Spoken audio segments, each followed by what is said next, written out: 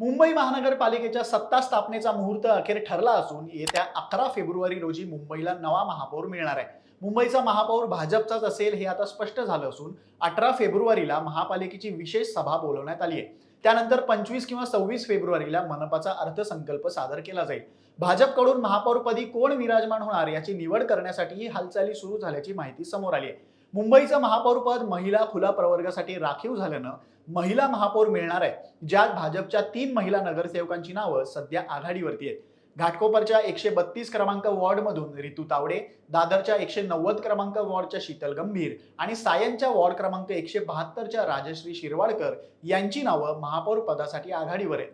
दुसरीकडे उपमहापौर पदासाठी कोणतंही आरक्षण नसलं तरी शिंदेच्या शिवसेनेकडून महिला उमेदवारालाच पसंती दिली जाण्याची शक्यता आहे। त्यासाठीची चाचपणी देखील शिंदेच्या नेत्यांकडून केली जाते।